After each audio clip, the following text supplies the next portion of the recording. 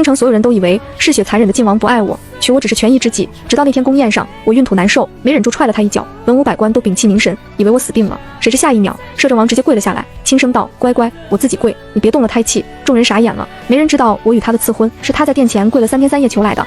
我把那个姑娘带到了府家，她被青音背下马车，马车里也染了些血污。我下马车的时候回头看了一眼，没说什么，也跟着匆匆进门。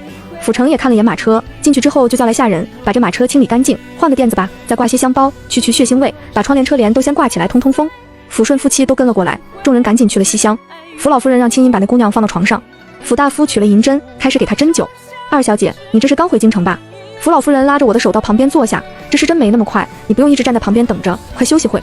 姚琳赶紧让丫鬟把茶水点心放下，二小姐先吃点垫垫肚子，我让厨房多备几个菜，今晚你可得在家里吃。不用了，我一遇到这么热情的就不怎么会应付，只是摆了摆手。我是坐着王府的马车来的，要是不早些还回去，怕王爷生气。我的话还没说完，就听一人哼了一声，逮到你说本王坏话。周时月迈步而进，甩了一下袍摆，区一辆马车送你都无妨，什么时候晚还了本王就会生气。他来的可真是及时，要不然怎么知道陆二竟然在外人面前坏他人品。府家人纷纷行礼，周时月挥了挥手，往床那边扫了一眼，又立即收了回来。你就听不出来我这是为了客套，推辞在这里吃饭才找的借口吗？我扶额，哪里是说他坏话了？婆媳俩不禁失笑，这跟晋王坦白一句，不等于也在再次拒绝留下来吃饭了吗？本王带他回王府吃，庆嬷嬷已经准备了好饭菜了。周时月对府老夫人说。府老夫人自然点头，既然王爷来接了，我们就不多留了，以后再请二小姐。你怎么来了？周时月皱了皱眉，这个回头说，本王去前厅等你。周时月转身出门，看了眼府城，来跟本王说说怎么回事，这么大少年老守这儿做什么？抚顺摸了摸鼻子，也跟了过去。二小姐，看来等校期一过，便可吃到你与王爷的喜酒了。府老夫人慈爱地看着我，晋王追得紧呢。小姐，这姑娘醒了。我又走到床边，这姑娘看着17、18岁，可能是有些狼狈，一脸苍白，让她少了几分颜色，但本来该是个清丽可人的少女，眉眼长得和林忆如有点相似。她看到眼前这些人，先是一愣，然后就有些惊慌，挣扎着要起身。躺着吧。我伸手按住她肩膀，撞了我的马车是你们的。她这一开口，府大夫的脸色就沉了下来，老夫还可能就错人了。府大夫脾气都上来了，当下就怒了。刚醒，脑子不清楚，给你个机会重新说。这姑娘被我淡定中带着点可怕的语气给吓到了，竟然瑟缩了一下。我不由得笑了，我是什么可怕的人吗？说不出话来。我又看着这姑娘，挑了挑眉，要不然我问你答，姓甚名谁？我叫杨秋莲，是京城人。不是，我是从百新镇来的。青音压低声音说，小姐，你以前就是住在百新镇下的一个村子里。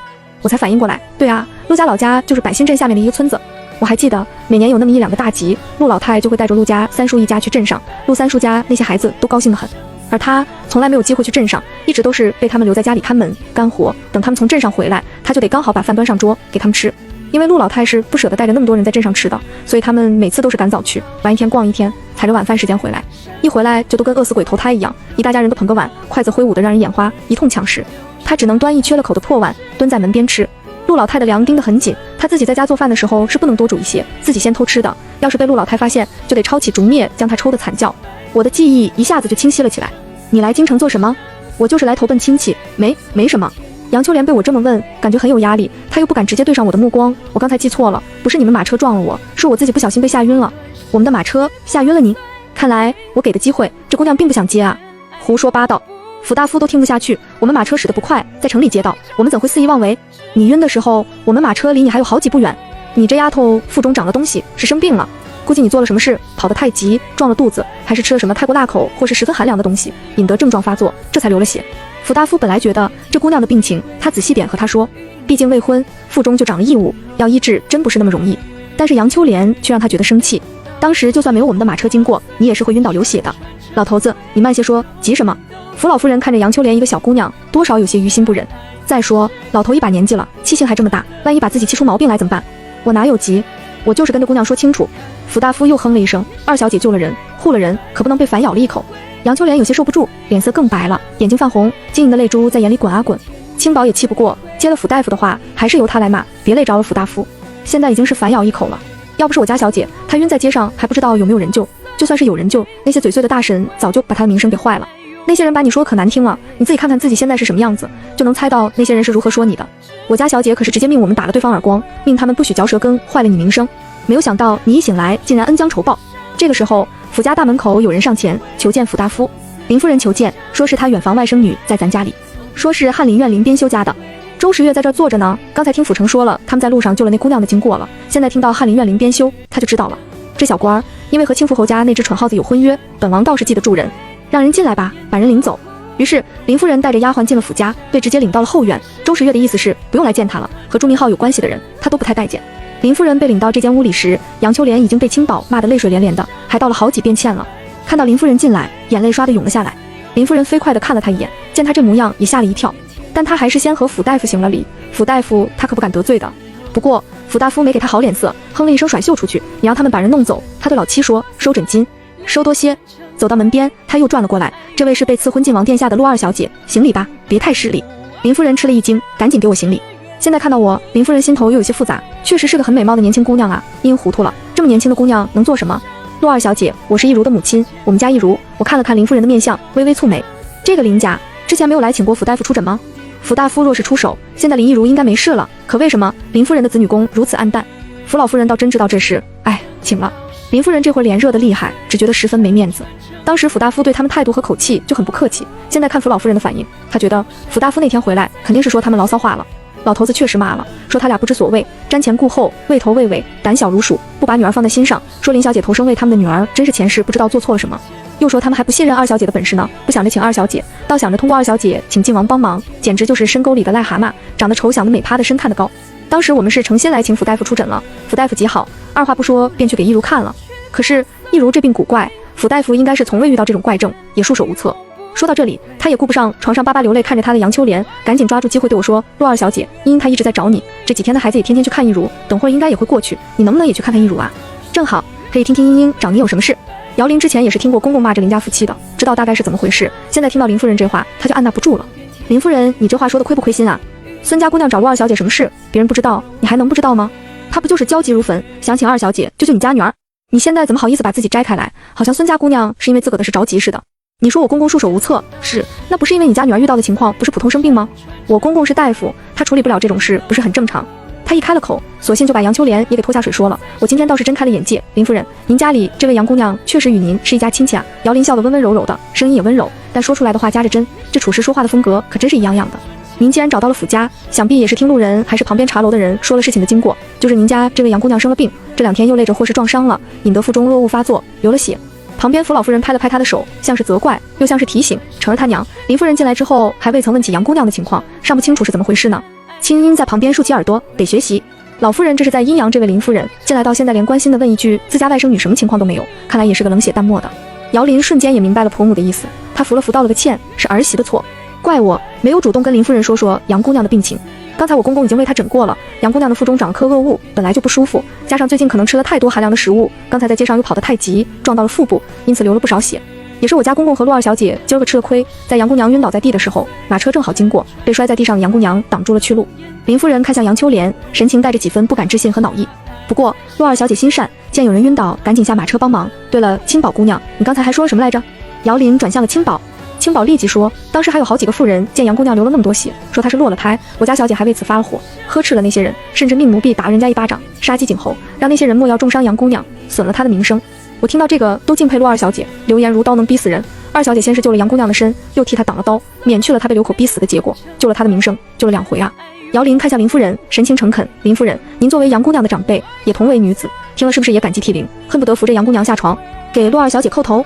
林夫人面色一阵一阵白，府大夫这儿媳妇嘴巴这么厉害的吗？陆二小姐怎么一声不吭？好歹打一个圆场啊。她看向了杨秋莲，这陆二小姐救了秋莲，我们自然很是感激，等秋莲好了之后，我会让她备上厚礼上门道谢，要道谢别隔夜啊，有恩当场就报，是个美德。我的谢礼加上府大夫的枕巾2000两，你要是没带这么多，我让人跟你回去取，你顺便把杨姑娘接回去吧。杨秋莲被扶下了床，青音将林夫人的手拉了过来，把杨秋莲的手给搭了上去，主打一个细心体贴周到。林夫人扶稳了，杨姑娘虚弱站不住，再摔一次可不好。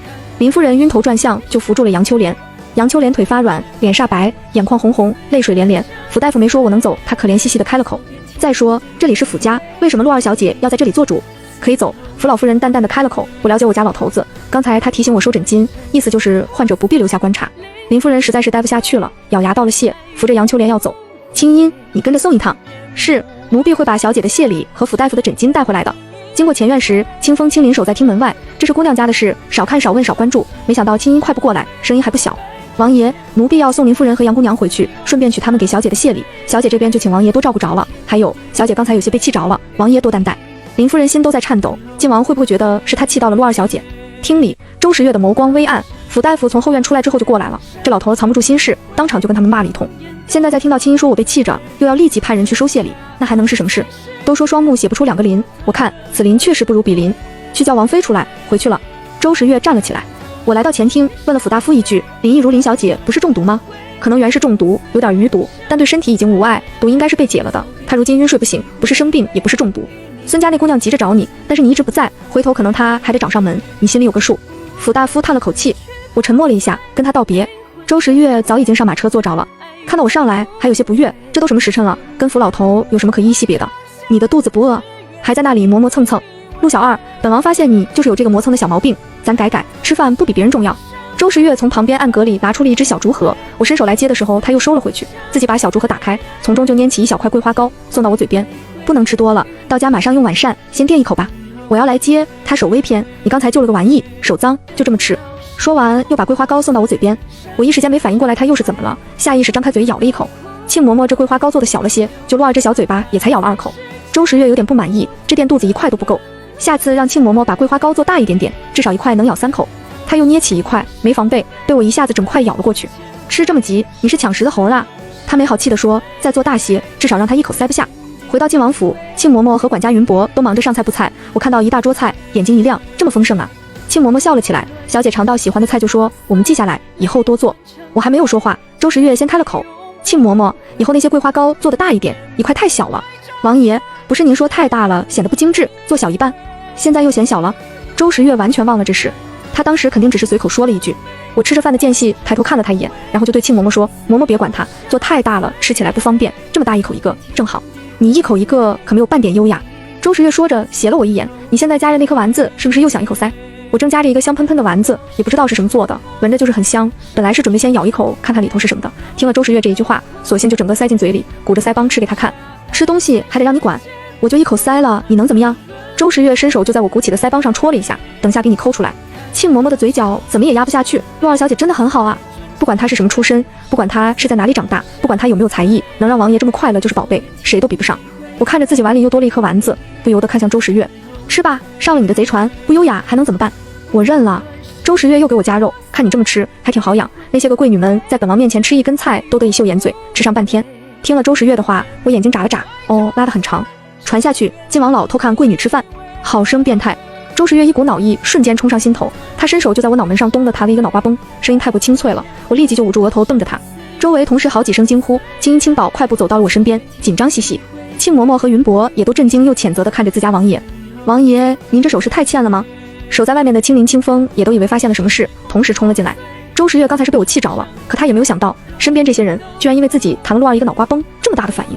本王看明白了，成亲之后，本王要是敢动陆二一根汗毛，你们都得围攻我。他生生尝到几分众叛亲离的滋味。我也愣了愣，他也没想到大家都想护着他，青音青宝这2个丫头不奇怪，已经跟了他嘛，但云伯庆嬷嬷青林他们这么多人向着我，怎能不回击一下？王爷，你有话可以好好跟小姐说，怎能动手呢？庆嬷嬷说道，眼神相当不认同。就是家暴只有0次和无数次。我压下唇角，家暴，这是什么词？很疼。周时月伸手要来拉下我捂额头的手，我看他红了没有，他也后悔了，是不是真太用力了？我捂着额头不放，冲着他嘤嘤。周时月无语，能不能再假一点？但他就是脑抽了，嘴巴不听使唤，让你弹回来，总行了吧？好嘞，我立马就举起了手，2指扣上，对准他额头发射准备，然后冲他额头一弹，咚！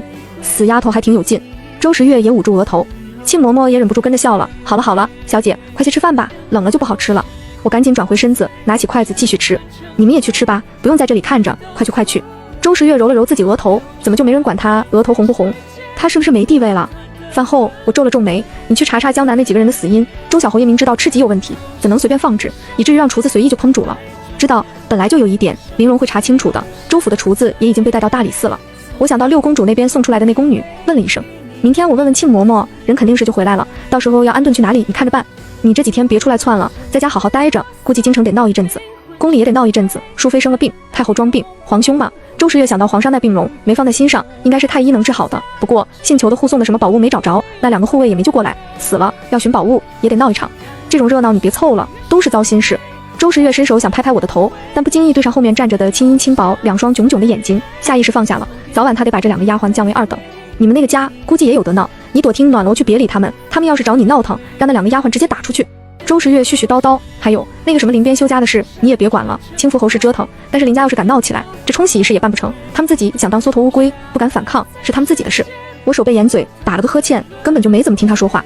行吧，回去吧。他挥了挥手，直到我的身影走出视野，周时月才开了口，去查查林边修一家，看看他们家那个姓杨的是怎么回事，进京所谓何事。我终于回到陆家，竟然发现府里有些喜气萦绕。陆大人病好了？门房弓着身子应了，回二小姐，是的，老爷身子大好了，还有大公子也好了。命这么硬，我有些意外。看来陆安荣救的那些人确实是给了他很大的好处啊。我让青音去打听了一下，陆安荣救的那些富家公子里头，正好有亲戚打北边来，正好有偏方治陆明这病，还挺有效果。陆安荣那边应该也是知道福被换了，毕竟他自己动的手脚，陆安凡无事，而他病倒了，就知道是怎么回事，是找人破解了。陆夫人听了陆安荣的话，带着陆昭云、陆昭月和陆昭华都去了一趟寺庙，跟着大师念了2天经，拜了2天佛，又吃了2天斋，求了平安符。回来之后竟然也好了。这一晚我又梦到了师弟师妹们，还有师叔，他们也不说话，一个个带着点埋怨和伤心的眼神看着我，看得我心里毛毛的。第2天醒来的时候，拍了拍头，把你们赶出去，这么盯着我干什么？我被炸飞前把你们保护下来了，你们还敢埋怨我不成？哼，玄门事务没人当牛马了，想我了吧？想也不回去。我二姐醒了吗？一听到陆安凡的声音，我就有些无奈地叹了口气。陆安荣能好得这么快，陆安凡肯定是把那符和东西毁了，放了他一马。洗漱收拾好出去，陆安凡眼睛一下就亮了起来。二姐，他举起手里的东西是一个油纸包，有薄薄的油印出了油脂，散发着一股香味。前面巷子有一家妒忌烧饼，好吃的不得了，我从小吃到大，想着你肯定没吃过，我买了几个来给你尝尝。陆安凡有点献宝的语气，青音姐姐和青宝姐姐也有。我也不客气，接了过来，同时走到石桌旁坐下，打开油纸包，果然香极了。烧饼皮酥脆，馅咸香，一咬下去还有些许肉汁，很好吃，挺好吃的，谢了。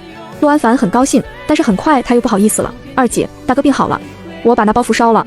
陆安凡很坦白地说，大哥那天找了我，他说他不知道符是什么作用，以为是平安符就送给我了，还送我一把很贵的弓箭，让我别生他的气。可是他毕竟是我哥，以前也确实护着我。二姐，我想再给他一个机会，我也想劝劝他不要走错了路。不过二姐你放心，我还是会有防备的。正说着话，孙茵茵来了陆家，不过她一进门就先被陆昭华拦住了。孙茵茵看着气色明显变好的陆昭华，我找昭玲姐姐的。孙姐姐，我就耽搁你一点点时间。孙茵茵实在是没有心思跟陆昭华说话，她这几天快要急死了，知道我已经回来，她马上就出了门，连早膳都没吃。我真的就说几句话，陆昭华再次拦住了她。我听说孙家跟陈家有买卖往来。陆昭华直接问了出来，问到陈家的时候，他脸上还有点羞涩。哪个陈家？孙就是他家公子叫陈诚。陆昭华压低了声音，他是实在找不到什么人问，能够帮他的就只有一个陆安凡，但陆安凡这个死小子又跟傻了一样，他一问陈诚他就生气，还会教育他一通，说什么陈诚不适合他，还说那天在陆家陈诚的表现很是轻浮，那样的人绝非良配。陈诚那是因为中意他，所以才会护着他的，换成别的姑娘他就会马上推开了。孙茵茵神情有点古怪，她看了陆昭华一眼，不是什么好人。说完了这句话，他就示意丫鬟拦住陆昭华，他趁机跑了开门，不让陆昭华再有机会拦住他。陆昭华愣了一下，就被孙茵跑了，他气得咬紧了牙，真是失了分寸。明知道孙茵是跟二姐一起玩的，性子只怕也一样可恶，怎么会好好跟他说实话呢？陆昭华拿出了一张小纸条，打开又看了一遍，是陈诚约他去游船的信。他本来是想着问清楚陈家的情况，再考虑要不要去，但实在是找不到人问了。现在孙茵还跟他说谎，陆昭华咬了咬牙，下了决心。孙茵茵来了听暖楼，虽然急得不行，但到了院门外，她还是缓下了脚步，深呼吸了一下，让自己平复了心情，才去叫人。昭玲姐姐，对于孙茵茵的来访，我已经有心理准备。昨天听府大夫说的话，我就知道她今天会过来的。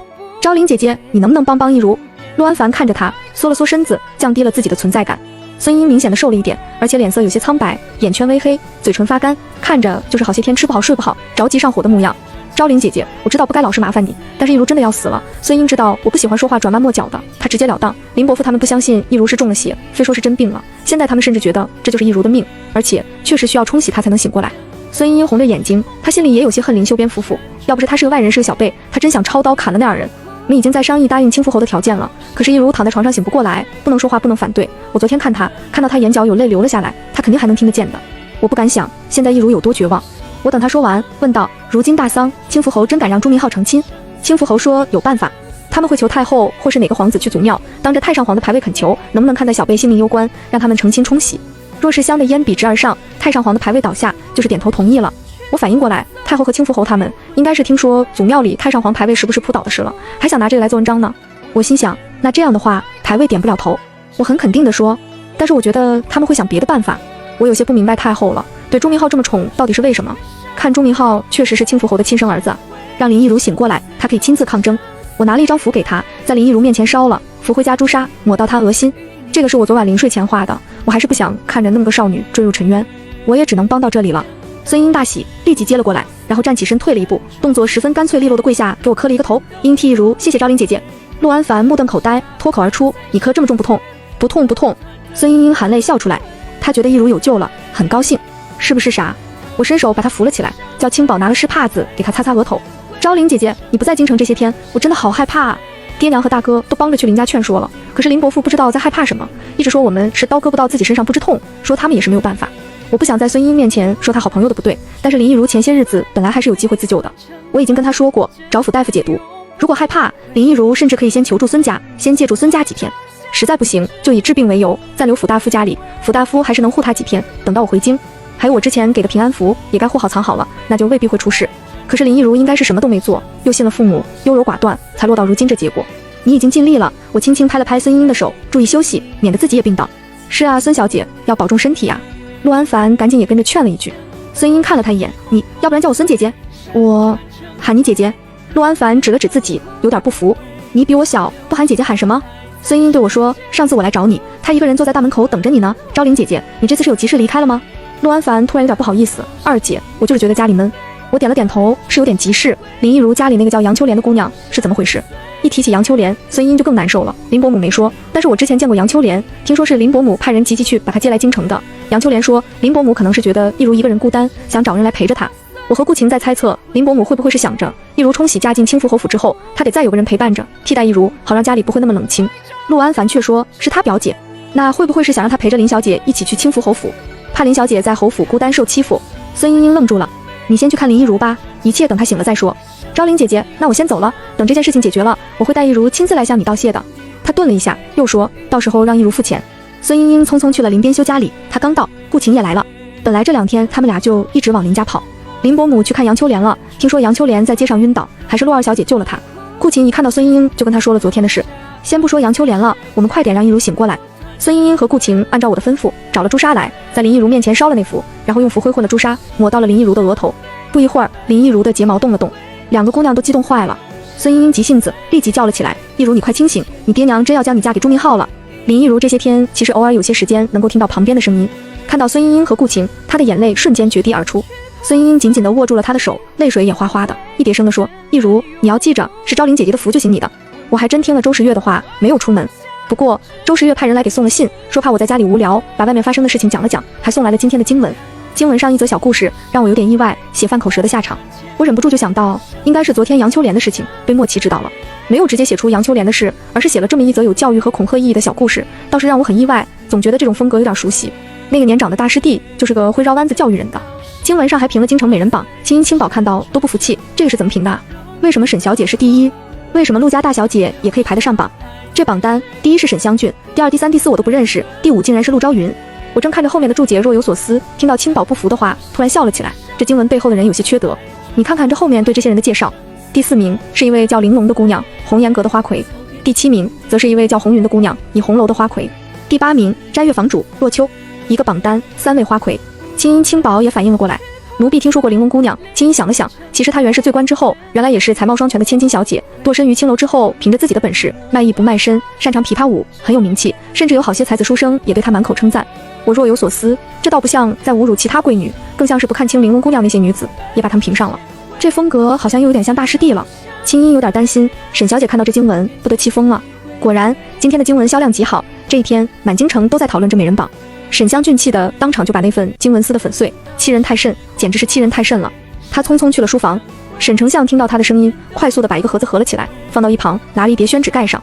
沈香俊推门进来，看到他案头放着一份经文，父亲，这个什么无名书局真的不能管吗？他们怎能自己随意出什么小报？女儿还有什么面目见人？沈香俊眼眶都红了，本来以为父亲也会极愤慨，却听沈丞相说，你不是名列第一吗？他们都在你之下，你就不必介怀了。沈香俊难以置信，父亲，榜上都是青楼女子，俊儿怎么能跟他们同在一榜上？别人要怎么看我？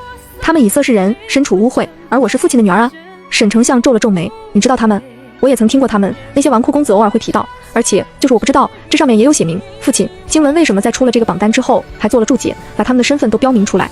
若是不标明，也许有一部分看到了也不在意，可是这么注明出来，大家一看就知道了，堂堂丞相之女与风尘女子化为一道。父亲，他们这也等于是在打您的脸。父亲怎么不生气呢？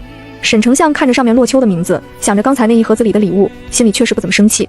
其实经文此举倒是让他心里略有几分高兴，当然要是没有写上湘郡就好了。这经文始终是民间不入流的小报，大家不会当真的，只会当做茶余饭后一点谈资，过了就过了，别太放在心上。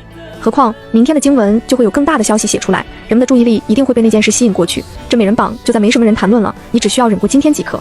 沈湘郡冷静了下来，父亲，明天有什么大事发生啊？就是周小侯爷江南来的那几个朋友猝死一事，这是大事，你等着吧。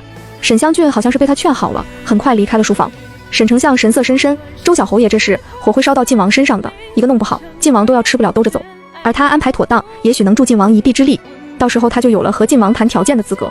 沈湘郡从书房出去之后，回头看了一眼书房，然后压低声音对香莲说：“你不是跟我父亲身边的随从谈得来？去打听打听，我父亲可见过那3个青楼女子。”他直觉父亲对这件事情的反应不对劲。青父侯那边确实是着急了，朱明浩在牢里受了一圈，人也要崩溃了，恍恍惚惚的，要是不把人弄出来，估计这个儿子就得废了。太后不顾皇上还病着，去找他说了此事。再怎么说，明浩也是你父皇看着长大的孩子，现在与他有婚约的林家姑娘都快病死了，需要明浩去冲洗。咱们要是不同意，岂不是要让明浩背负一个眼睁睁看着未婚妻子去死的残忍名声？冲洗之后可以将他禁足到城郊庄子里，也与坐牢无异了。要跟谁交代也说得过去。此事可以去祖庙问问你父皇的意思，他要是同意，就尽快吧。皇上想到太上皇的牌位时不时扑倒的事，明白了太后的心思，得了皇上的同意，太后立即就将此事传令下去，叫了礼部的人去办。因为想要多几个人亲眼看见，以绝流言，又叫了几个大臣一同前往，林边修也被叫去了。这种事情怎么能少得了周时月？朱明浩可以说是被我给弄进大牢的，晋王是靠山，这事就得堵住我们的嘴，省得又闹事。所以太后让礼部的人务必请晋王和我一起去祖庙。我没一阳，就算太后不让我去，我都得挂在周时月身上跟去的。去祖庙顺便问问太上皇，原来想让周时月娶沈湘郡是何意？他那么喜欢沈湘郡，而且魏明山的事情还得跟他说说。陆明也听说了这件事，忍不住来了听暖楼。我见陆安凡扶着他过来，陆大人能走路了，好这么快，真令人忧伤啊。陆明本来就还好不太利索，听到我这句话，他气得差点又想骂。他努力控制情绪，大夫说他得保持心情愉悦，不能大喜大悲大怒的，否则又会出事。我手一指，停。陆明正好走到院门口，刚准备迈步进听暖楼的。陆安凡听到我一声停，立即就拽住了父亲。陆明刚要抬脚迈进去，就被这大笑的次子给生生拽住了，差点没被拽倒。陆安凡对上他的目光，解释了一句：“父亲，二姐不让进，我是他老子。”他大喝一声，实在是忍不住，哪有在自己家被女儿喝令不能进就一步都不进的？我二姐夫说她先是晋王妃，所以父亲你见着她本来还得行礼的。陆安凡其实是想让父亲认清现实，然后在二姐面前情绪好点，脸色好点，语气好点，这样才能不吵起来。至于为什么不让二姐尊敬父亲，让二姐让步，那不就是因为她被丢乡下10来年，本来就已经很委屈，对家里人很有怨气了吗？现在再由她让步，对她就太不公平了。陆明脸色一僵，我有话跟他说。我坐在石凳上，双手捧着杯果茶，一小口一小口闲适的喝。你就站那里说，一步都不许进来，你很晦气的，不要进来坏了我听暖楼的风水。听说你明天要去祖庙拜祭，你带上安荣和安凡。陆明说出了目的，如果可以的话，把昭云也带上，他以后也是皇室中人。我偏了偏头，一脸惊讶，我应该没听错吧？天色晚了，癞蛤蟆就蹦出来了。父亲，我不去，这种场合如何轮得到我们啊？陆安凡也没有想到父亲是要来说这事，他一听就赶紧反对。二姐与晋王殿下有婚约，他已经算是半个皇家人，又是太后让他去的，我和大哥大姐算什么？要是带上我们，说不定别人就要说他不识礼数了，你别为难他。而且二姐还没和晋王大婚呢，就算大婚了，真当上晋王妃了，去祖庙带上几个娘家姐弟算怎么一回事？你闭嘴！陆明被他气死，要不是安荣自己都还没好利索，他会让安凡扶他过来。若是安荣在这里听了他的话，一定就会帮着说服我。安凡这蠢蛋不说帮忙，还拖他后腿，我不可能带他们去的。陆大人还是回去趴着吧。青宝送客，我挥了挥手，青宝快步走了过来。送客的方式就是砰，关上了院门，那门板几乎是拍到陆明面前。逆女，逆女！陆明脸面尽湿，又怒又恼，整张脸都涨红了，双手都在颤抖。这样的不孝女，她到底留着干什么？婚书找到了，那个人又迟迟没有出现，也许已经早死了，不会来找他报仇了。他要是去官府告我不孝，这名声传开，皇上是不是就能够以此为由收回赐婚圣旨？父亲，陆安凡听到他的话，脸色一变，本来就是你之前对不住二姐，他心里有怨是正常的，我们再努力努力，哄哄他就好了。你要是去告他，就再也没有修复关系的机会了啊！老子跟他修复个屁关系！陆明气得破口大骂，我怎么就对不住他了？你祖父祖母三叔都在乡下，那是陆家老家，我是把他丢了不成？让他承欢祖父母膝下，怎么就成了对不住他？那不是陆家吗？那不是他亲人吗？不是照样养大了他吗？小姐，要不让奴婢端盆污水泼出去，好让陆大人冷静冷静。青宝说，我扑哧一声笑了，去吧。于是乎，门很快又开了。就在陆明以为是自己的怒骂见了效，刚转过身来时，一盆水哗啦就兜头泼了过来，泼得他一时睁不开眼睛，嘴里还尝到了味道。陆大人，您怎么还在这里？奴婢以为您走了，对不起啊，陆大人。青宝一脸震惊内疚，这盆水是他之前刚洗抹布的。陆明整个人都要疯了，他木然地侧头看陆安凡，仰头就晕了下去。父亲，陆安凡赶紧扶住了他。